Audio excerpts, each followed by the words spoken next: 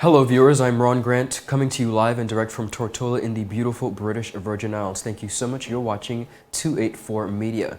The business community in the BVI, as you know, have continued to embark and experience on a number of changes, of course, due to the challenges of COVID-19. The BVICCHA, which is the voice and has been the voice of reason for business in the BVI for some 50 years, continues to support businesses throughout the territory of the Virgin Islands. Joining me once again is Executive Director of the BVICCHA, Mrs. Keiyia George. We're talking all things business, of course, the closing of 2021 and what the Chamber is looking forward to in 2022. Of course, there are also some amazing activities coming up and events that you want to be aware of and support. All this and so much more after a word from our sponsors. You're watching 284 Media.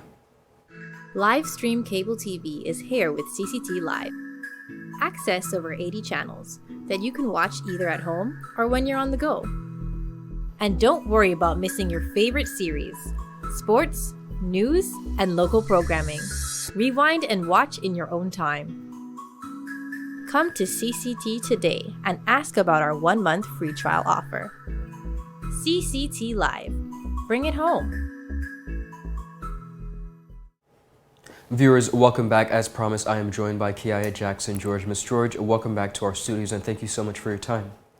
Thank you, Ron. I think this is my first appearance for the year. Indeed. So I'm honored to be here and welcome to our listening and viewing audience. Thank you so much. Before we get into the meat of the conversation, as mentioned before, the Chamber is embarking on a number of events coming up, of course, connecting with new members, 2 half-day trainings, which we're going to get into. But I want to revisit, of course, the role of the Chamber here in the British Virgin Islands. Can you reiterate for us, what is the role of the Chamber in the territory?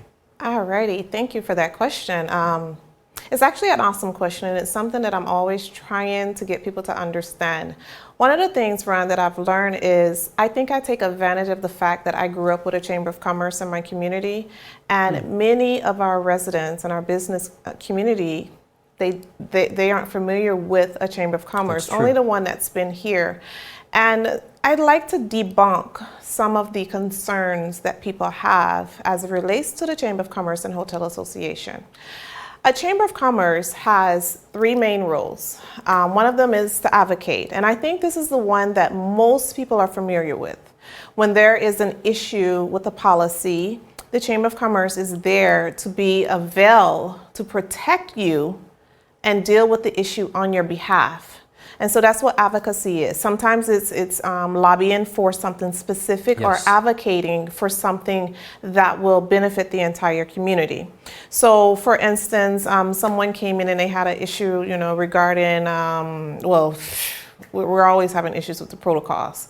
So in that case, that would be something very, very, very specific, or I'm trying to think of a particular situation, but I just want people to understand that there is a slight difference between lobbying and advocating. Lobbying, it would be for a particular business or a particular instance, and advocating is something more whole.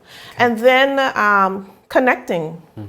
And we use the word connecting as opposed to networking because networking may be bastardized right now.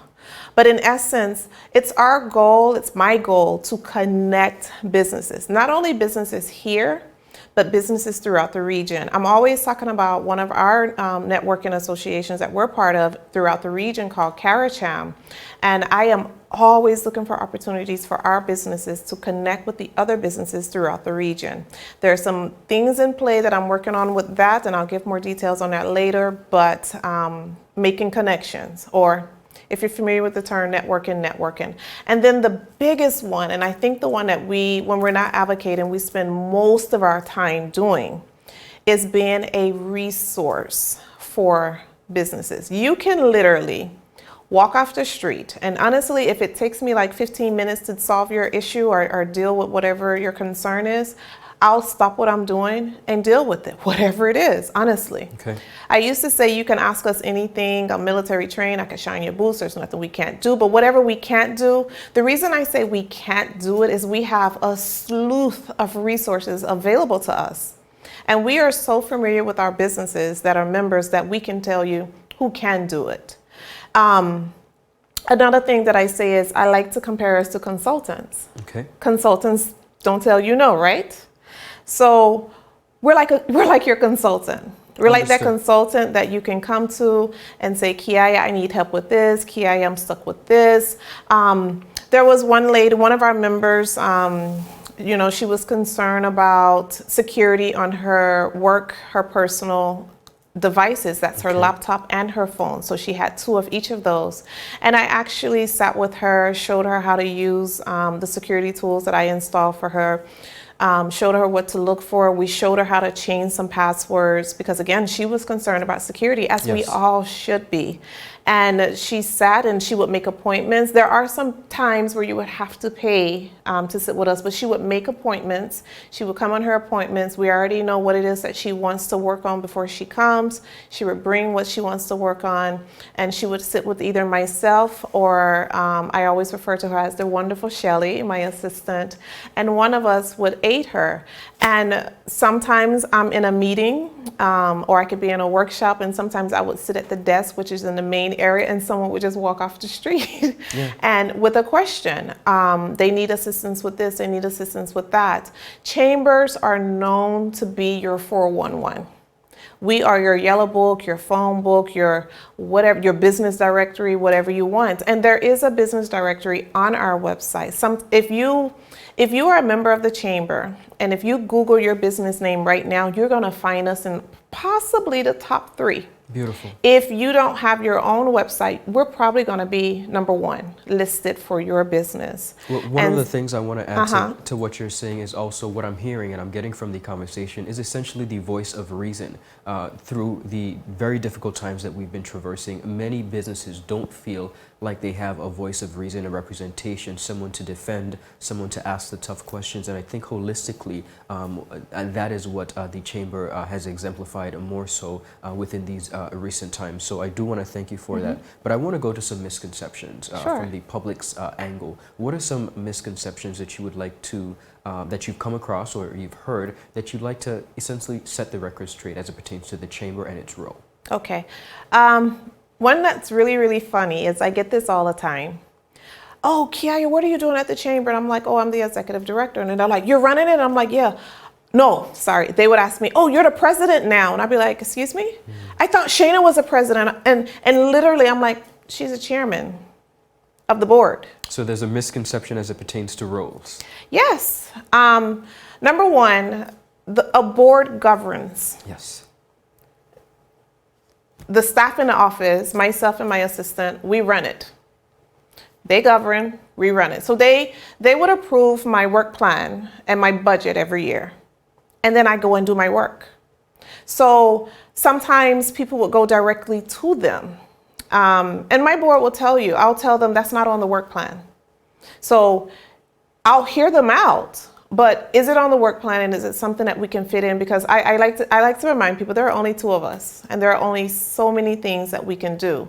We would like to hire, yes, we are desperate to hire, but currently there are only 2 of us. And so whenever you go to the board of directors and y'all have your conversations and you're excited or whatnot, I always remind my directors of what's on the work plan, or I would remind an individual who's had just a conversation and maybe they thought the directors gave them a nod and then they come to me and, oh, I spoke to Ronn and Ronn said we're going to do this. And I'm like, well, what is that? And, you know, and it kind of messes up the flow of the organization because we plan. I am a humongous planner.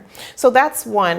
2, I mentioned that they would say, I thought Shana was the president. And I'll be like, so what I've started doing is whenever I'm talking, I would tell people I'm the executive director. Think of me as the president, think of me as the CEO, because there are some chambers that use those terms, president and CEO, Correct. President or CEO, and executive director.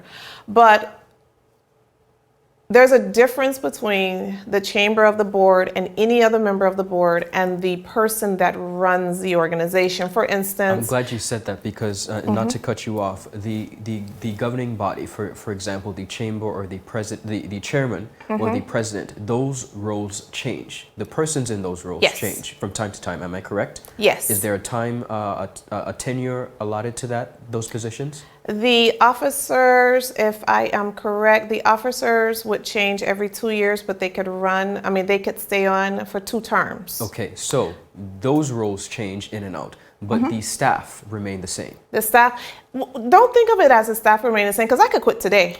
True. The organization Correct. remains the same. Understood. And so what I'm trying to do with the chamber is I'm trying to set it up that no matter who is there, you'll always have someone, you'll always have somebody you'll always have an organization that has your back. As it should, yes. And we don't want, another misconception is, like my first week there, 2 people asked me if they thought we were a government department. And I'm like, we're not a government department. We're not a government department. We're not government funded. Our funding comes from the business community. So we're not a government department. We don't receive government funding, nor should we receive government funding, because we need to remain impartial. Correct. Now, I am open to government funding a program. I am open to government funding a project, or giving me something to do, because at that point it becomes a paid service. Correct. But for the governing body or the government proper to just give us money, no, I'm not open to that. I totally understand, and I thank you for those clarifications. The Chamber has a number of events that are coming up. Of course, Yes. You have your Connecting New Members, which we're going to talk about. You have the 2-day training, but I also want to talk about the essential Chamber expectations for 2022. Let's begin there. Okay, so when the year turned over and we actually got back in office, because we closed for three weeks, we were tired. Shelly and I were super tired, and there were times in December she would be tired and I'd be like, Shelly, take a day, and she'd be like, nope, 3 weeks coming up, 3 weeks coming up, because she knew we had a lot of things to do to close out the year. And when we finally came back, she and I were talking, and I was like, I wonder what people expect from us. And I told her, I said, do a 1-question survey and let's find out what people expect from us. What would they like to see the Chamber of Commerce and Hotel Association do for them? And so it's a 1-question survey. You can find it on our website, BVICCHA.org, and it's on the homepage. Click it, answer the 1 question. What do you expect as the voice of business? What do you expect from the Chamber of Commerce this year? What would you like to see? And that's pretty much what it is, Ron. Okay, beautiful. And then we have the Connecting of New Members. That event is going to be held at the Coconut Lounge. Tell us about it. Okay, I'm really excited about this because my first business after hours was February 2020. And when I was in the midst of planning the second one, that's when everything shut down. So I haven't been able to have any events, not one.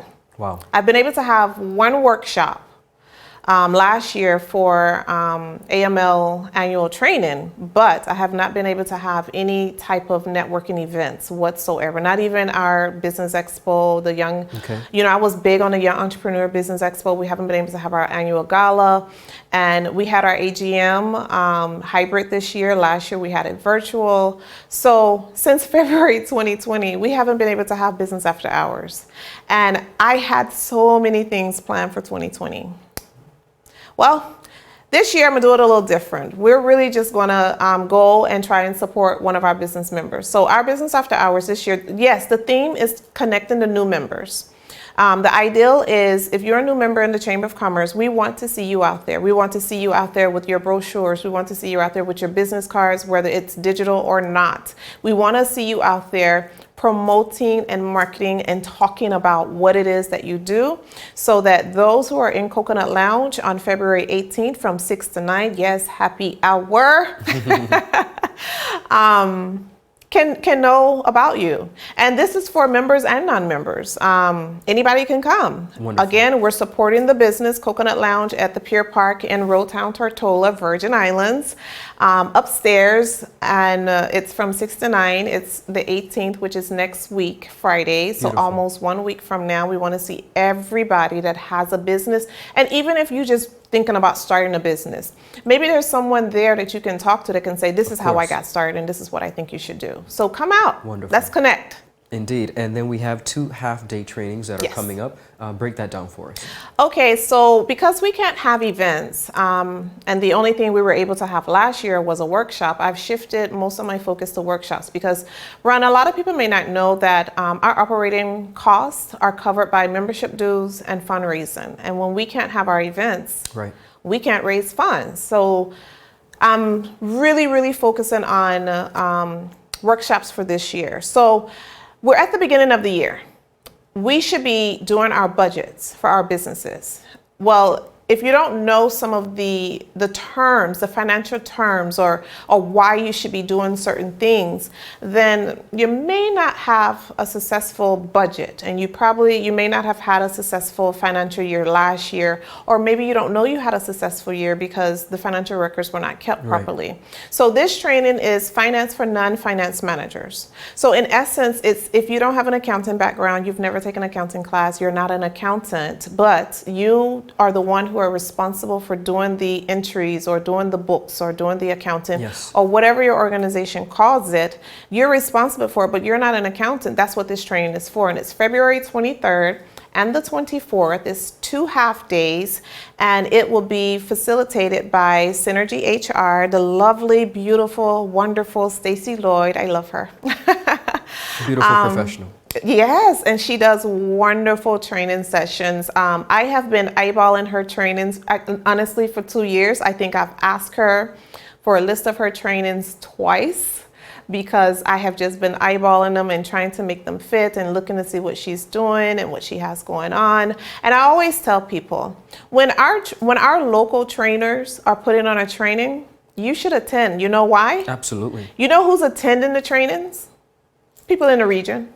Of course. So why not? Why not support your own? Why not buy beautiful Virgin Islands? Why not? Support your own, shop small, shop local, support small businesses. What other terms can we use? But as you mentioned before, connecting professionals, Yes. not only in the BVI, but across the region, I Yes. think, which is essential for the growth and development of our economy here in the BVI. Keiyia, I want to thank you so much Thank you. for your time as usual. Quite a busy and hectic schedule, but you always make time for us, and we are so appreciative of your time. Viewers, of course, you can visit the Chamber, their website, and that website, Ms. George, is bviccha.org. Am I correct? Yes, correct. All right, so that's bviccha.org, and you can feel free to contact them for any information or email them at info@bviccha.org, really being the voice of reason and connecting professionals not only in the BVI but across the region. Thank you so much for your time, viewers. We'll see you later. I'm Ron Grant.